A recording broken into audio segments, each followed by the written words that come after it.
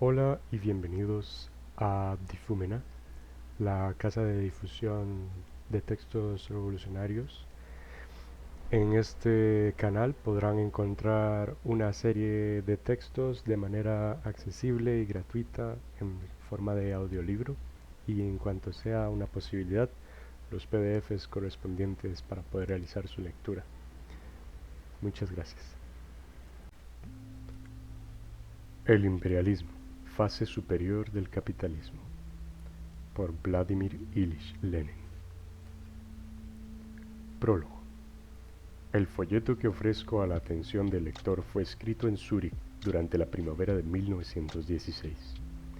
En las condiciones en que me veía obligado a trabajar, tuve que tropezar, naturalmente, con una cierta insuficiencia de materiales franceses e ingleses, y con una gran carestía de materiales rusos.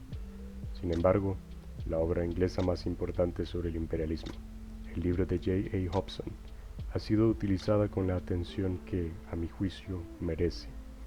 El folleto está escrito teniendo en cuenta la censura zarista. Por esto, no solo me vi precisado a limitarme estrictamente a un análisis exclusivamente teórico, sobre todo económico, sino también a formular las indispensables y poco numerosas observaciones de carácter político, con una extraordinaria prudencia, por medio de alusiones, del lenguaje a lo Esopo, maldito lenguaje al cual el zarismo obligaba a recurrir a todos los revolucionarios, cuando tomaban la pluma para escribir algo con destino a la literatura legal. Produce pena releer ahora, en los días de libertad, los pasajes del folleto desnaturalizados, comprimidos, contenidos en un anillo de hierro por la preocupación de la censura zarista. Para decir que el imperialismo es el preludio de la revolución socialista, que el socialchauvinismo, socialismo de palabra, chauvinismo de hecho, es una traición completa al socialismo, el paso completo al lado de la burguesía, que esa escisión del movimiento obrero está relacionada con las condiciones objetivas del imperialismo, etc. Me vi obligado a hablar en un lenguaje servil, y por esto no tengo más remedio que remitir a los lectores que se interesen por el problema a la colección de mis artículos de 1914-1917, publicados en el extranjero, que serán reeditados en breve. Vale la pena, particularmente, señalar un pasaje de las páginas 119-120 para hacer comprender al lector, en forma adaptada a la censura, el modo indecoroso de cómo mienten los capitalistas y los socialchauvinistas, que se han pasado al lado de aquellos y contra los cuales lucha con tanta inconsecuencia Kautsky, en lo que se refiere a la cuestión de las anexiones, el descaro con lo que se encubren las anexiones de sus capitalistas. Me vi precisado a tomar el ejemplo del Japón. El lector atento sustituirá fácilmente el Japón por Rusia y Corea, por Finlandia, Polonia, Curlandia, Ucrania, Jiva, Bujara, Estlandia y otros territorios del imperio zarista no poblados por grandes rusos. Quiero abrigar la esperanza de que mi folleto ayudará a orientar en la cuestión económica fundamental, sin cuyo estudio es imposible comprender nada en la apreciación de la guerra y de las políticas actuales, a saber, la cuestión de la esencia económica del imperialismo. El autor. Petrogrado, 26 de abril de 1917. Prólogo a las ediciones francesa y alemana. Primero, este libro, como ha quedado dicho en el prólogo de la edición rusa, fue escrito en 1916, teniendo en cuenta la censura zarista. Actualmente no tengo la posibilidad de rehacer todo el texto. Por otra parte, sería inútil, ya que el fin principal del libro, hoy como ayer, consiste en ofrecer, con ayuda de los datos generales irrefutables de la estadística burguesa y de las declaraciones de los sabios burgueses de todos los países, un cuadro de conjunto de la economía mundial capitalista en sus relaciones internacionales, a comienzos del siglo XX, en vísperas de la Primera Guerra Mundial imperialista. Hasta cierto grado será incluso útil a muchos comunistas de los países capitalistas avanzados persuadirse por el ejemplo de este libro, legal, desde el punto de vista de la censura zarista, de que es posible y necesario aprovechar hasta esos pequeños resquicios de legalidad que todavía les quedan a estos, por ejemplo, en la América actual o en Francia, después de los recientes encarcelamientos de casi todos los comunistas, para demostrar todo el embuste de las concepciones y de las esperanzas social pacifistas en cuanto a la democracia mundial.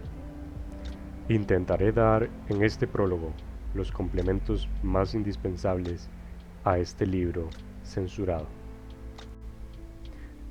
Segundo, en esta obra hemos probado que la guerra de 1914-1918 ha sido, de ambos lados beligerantes, una guerra imperialista, esto es, una guerra de conquista, de bandidaje y de robo. Una guerra por el reparto del mundo, por la partición y el nuevo reparto de las colonias, de las esferas de influencia del capital financiero, etc. Pues la prueba del verdadero carácter social, o mejor dicho, del verdadero carácter de clase de una guerra, no se encontrará, claro está, en la historia diplomática de la misma, sino en el análisis de la situación objetiva de las clases dirigentes en todas las potencias beligerantes. Para reflejar esa situación objetiva no hay que tomar ejemplos y datos aislados.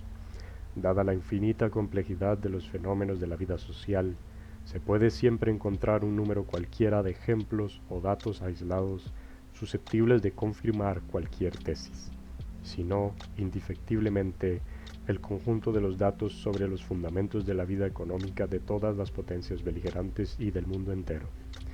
Me he apoyado precisamente en estos datos generales irrefutables al describir el reparto del mundo en 1876 y en 1914, y el reparto de los ferrocarriles en todo el globo en 1890 y en 1913. Los ferrocarriles constituyen el balance de las principales ramas de la industria capitalista, de la industria del carbón y el hierro, el balance y el índice más notable del desarrollo del comercio mundial y de la civilización democrático-burguesa. En los capítulos precedentes de este libro exponemos la conexión entre los ferrocarriles y la gran producción, los monopolios, sindicatos patronales, los cárteles, los trusts, los bancos y la oligarquía financiera. La distribución de la red ferroviaria y la desigualdad de esa distribución y de su desarrollo constituyen el balance del capitalismo moderno, monopolista en la escala mundial, y este balance demuestra la absoluta inevitabilidad de las guerras imperialistas sobre esta base económica. En tanto que subsista la propiedad privada de los medios de producción, la construcción de ferrocarriles es en apariencia una empresa simple, natural, democrática, cultural, civilizadora. Se presenta como tal ante los ojos de los profesores burgueses pagados para embellecer la esclavitud capitalista y ante los ojos de los filisteos pequeño burgueses.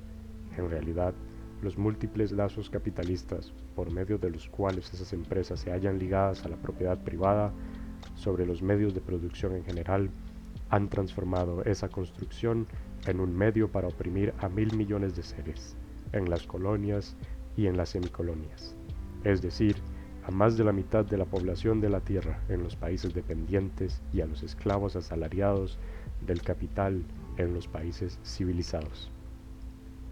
La propiedad privada fundada en el trabajo del pequeño patrono, la libre concurrencia, la democracia, todas esas consignas por medio de las cuales los capitalistas y su prensa engañan a los obreros y a los campesinos, pertenecen a un pasado lejano.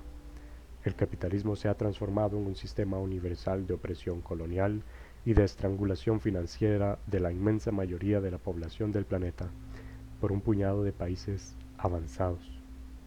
Este botín se reparte entre 2 o 3 potencias rapaces del poderío mundial, armadas hasta los dientes, Estados Unidos, Inglaterra, Japón, que por el reparto de su botín arrastran a su guerra a todo el mundo.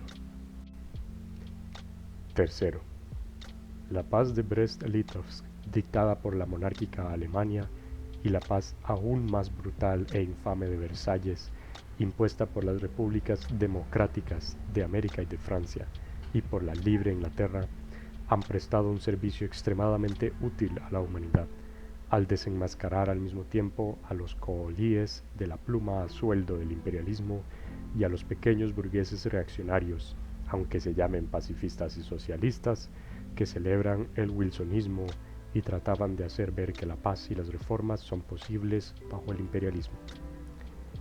Decenas de millones de cadáveres y de mutilados, víctimas de la guerra, esa guerra que se hizo para resolver la cuestión de si el grupo inglés o alemán de bandoleros financieros recibiría una mayor parte del botín, y encima estos dos tratados de paz hacen abrir con una rapidez desconocida hasta ahora los ojos de millones y decenas de millones de hombres atemorizados, aplastados, embaucados y engañados por la burguesía. Sobre la ruina mundial creada por la guerra se agranda así la crisis revolucionaria mundial, que, por las largas y duras que sean las peripecias que atraviese, no podrá terminar sino con la revolución proletaria y su victoria. El manifiesto de Basilea de la Segunda Internacional, que en 1912 caracterizó precisamente la guerra que estalló en 1914 y no la guerra en general. Hay diferentes clases de guerra, hay también guerras revolucionarias. Ha quedado como un monumento que denuncia toda la vergonzosa bancarrota, toda la traición de los héroes de la Segunda Internacional. Por eso, uno el texto de ese manifiesto como apéndice a esta edición, advirtiendo una y otra vez a los lectores que los héroes de la Segunda Internacional rehuyen con empeño todos los pasajes del manifiesto que habían precisa, clara y directamente de la relación entre esta guerra que se avecinaba y la revolución proletaria, con el mismo empeño con que un ladrón evita el lugar donde cometió el robo. Cuarta. Hemos prestado en este libro una atención especial a la crítica del kautsquismo, esa corriente ideológica internacional representada en todos los países del mundo por los teóricos más eminentes, por los jefes de la Segunda Internacional, Otto Bauer y compañía. En Austria, Ramsay MacDonald, y otros en Inglaterra, Albert Thomas, en Francia, etcétera, etcétera.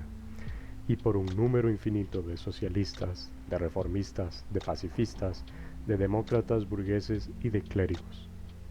Esa corriente ideológica, de una parte, es el producto de la descomposición, de la putrefacción de la Segunda Internacional, y de otra parte es el fruto inevitable de la ideología de los pequeños burgueses, a quienes todo el ambiente los hace prisioneros de los prejuicios burgueses y democráticos.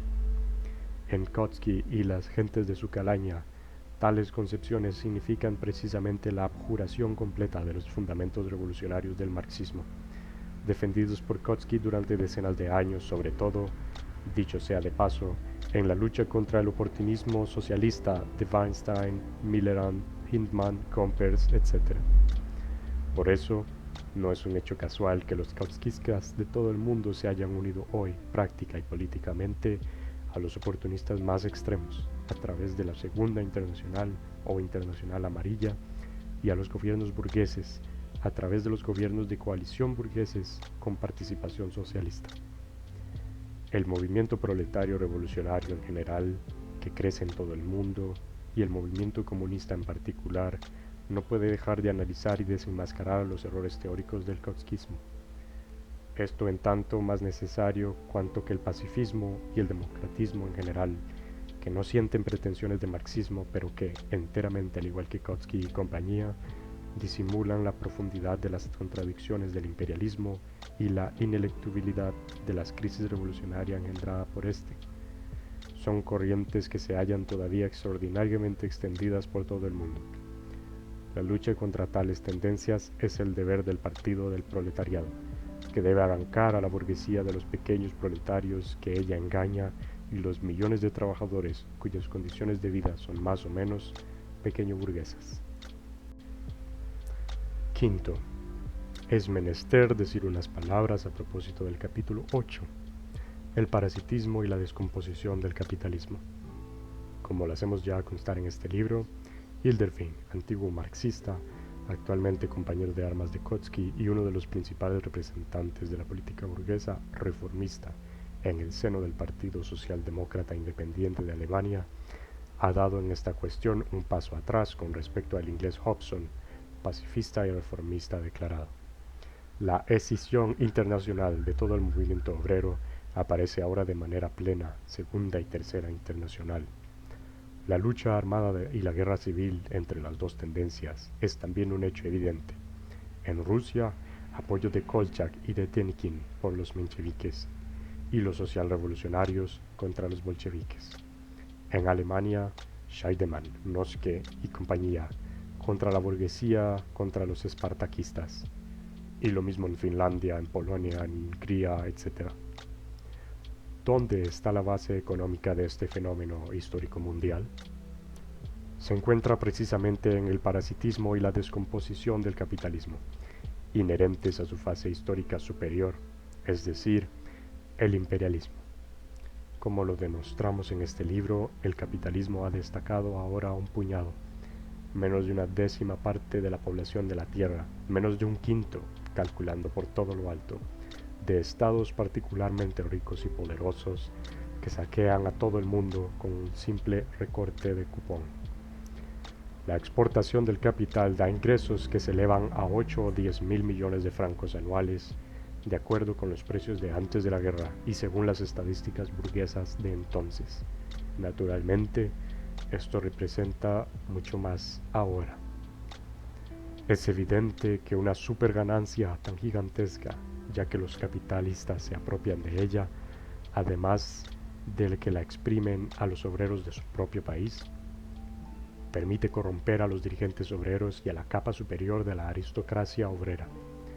Los capitalistas de los países avanzados los corrompen y lo hacen de mil maneras, directas e indirectas, abiertas y ocultas.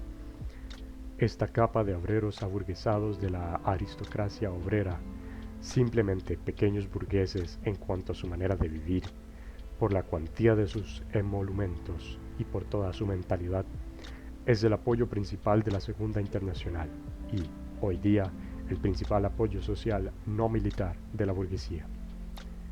Pues estos son los verdaderos agentes de la burguesía en el seno del movimiento obrero. Los lugartenientes obreros de la clase capitalista, labor lieutenants of the capitalist class, los verdaderos portadores del reformismo y del chauvismo. En la guerra civil entre el proletariado y la burguesía se ponen inevitablemente en número no despreciable al lado de la burguesía, al lado de los versalleses, contra los comuneros. Sin haber comprendido las raíces económicas de ese fenómeno, sin haber alcanzado a ver su importancia política y social, es imposible dar el menor paso hacia la solución de las tareas prácticas del movimiento comunista y de la revolución social que se avecina. El imperialismo es el preludio de la revolución social del proletariado.